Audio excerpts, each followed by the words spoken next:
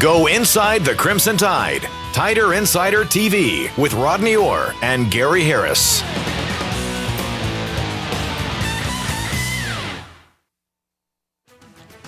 Because somebody's going to eat steak and somebody's going to eat beans on Monday. Other than that, it didn't matter. But as a commissioner, you know, I have to represent the winning club, so therefore I have to eat steak, and that's the way I'm.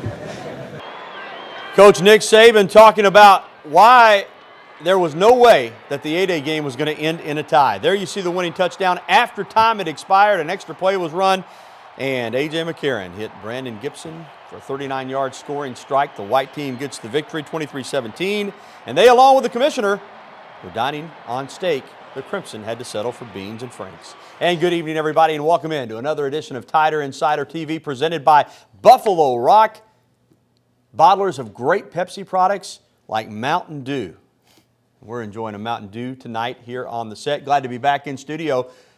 We're thrilled to have you with us on Saturday when we did our live A-Day Tider Insider special from just outside Bryant-Denny Stadium. It went really, really well. Thanks for watching. And speaking of A-Day, obviously we're going to break down the game, Rodney, coming up here in just a little bit. But all the momentum that was created on Saturday with 91,000 plus fans, a lot of recruits on hand. And I'm telling you, it's like February and April.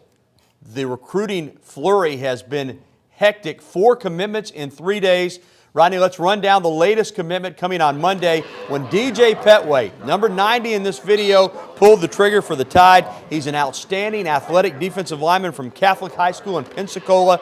Petway says he liked Alabama all along, and the Alabama coaches liked him for a number of reasons, including his versatility. They just liked that I was a big guy that could also pass rush. I could play the run, and, you know, they were looking for ends that could come off the edge and also play the run. Rodney, let's take a look at the measurables. Around 6'3", 250, 255.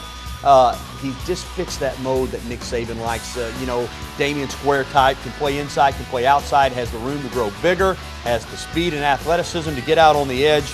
And I know he hasn't played a senior season yet, but he is an outstanding prospect. I mean, a guy that before next high school season is done could be a top 10 player in the state of Florida. Well, he's a tremendous prospect, Gary. Certainly, there's no question about that. As a junior last year, had many tackles for losses, had 16 sacks. So obviously, as he mentioned in that interview, he does have outstanding pass rushing ability. He's a great kid, very intelligent.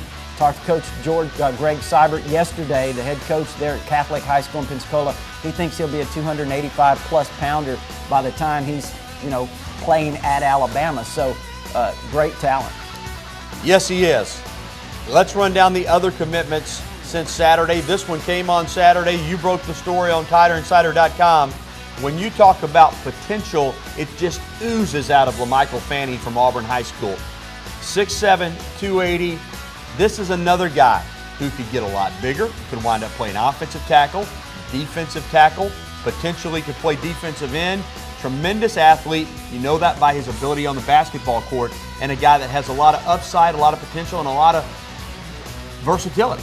He was outstanding last summer at Alabama's camp, Gary, and I think that is when Alabama made their strongest impression on LaMichael Fanning, and frankly never let up. He was at Hogansville Callaway High School in Georgia, transferred to Auburn before last season. A lot of people thought that transfer would put the Auburn Tigers in position to land LaMichael Fanning, but he would have no part of that. He wanted to come to Alabama, and he stuck with that. Kirby Smart did a tremendous job recruiting LaMichael Fanning, as you mentioned everything about his talent as a football player.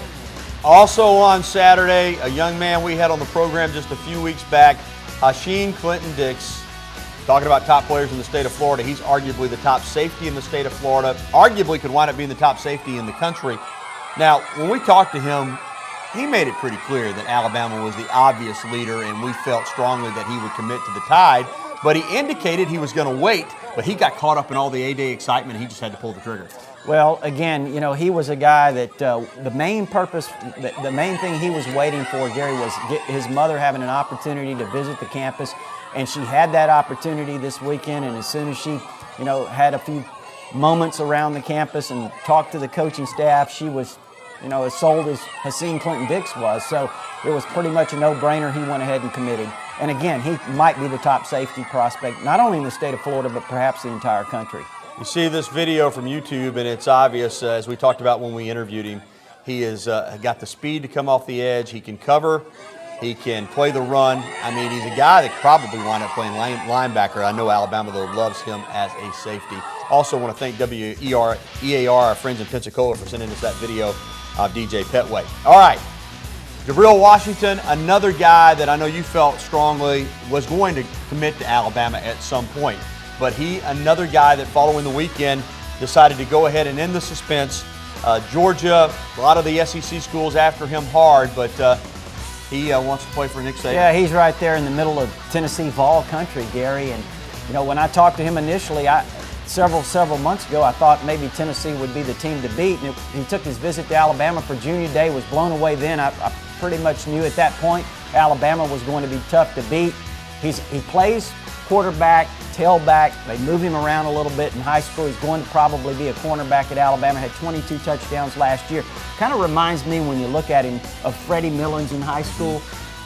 Again, that's the kind of player he is. Very elusive, but he'll probably be a cornerback for Nick Saban. You know, I'm going to use the word versatility again, Rodney, and Nick Saban loves high school quarterbacks because they're understanding of the game. Now, in some cases, he'll recruit a guy, maybe strictly a left tackle or strictly an inside linebacker. But he loves guys that have potential to do other things and don't just get stuck into one position. And all four of these guys have that versatility. It's really amazing the job that Alabama does identifying who they want, recruiting them, getting them to commit, and then also finding guys that have the potential to fit different slots on a defense or an offense. Yeah, and you look at Jabril Washington, Gary, and he sums that up pretty well. And, you know, the thing about him is not only is he a great defensive back or could be a slot receiver, but he could help Alabama significantly as a return guy. He has that ability. Again, when I watched him on tape, he reminded me a little bit of Freddie Millens. Well, it's been quite a week in terms of recruiting. Rodney, the question is there going to be any excitement left for next February? Well, I think so, Gary. They're probably already working on the next class, so we may get some of those next February. All right. Well, still to come on TITV, he's got good bloodlines, and now a basketball player that wants to roll with the Tide. We'll tell you about the Crimson Tide signee from this past weekend. Also still to come, who are the top performers on A-Day? Plus, all the pundits think Alabama's going to be preseason #1. Why isn't Nick Saban on board? And, of course, as always, we'll get to your phone calls and your emails. 205-348-WVUA, that's 348-9882. Or you can drop us an email at TITV@WVUATV.com. This is the show that takes you inside the Crimson Tide. And also coming up next, the latest SEC championship program at the Capstone. We'll have that, and we'll have a lot more. Again, this is the one, the only Tider Insider TV. Stay with us.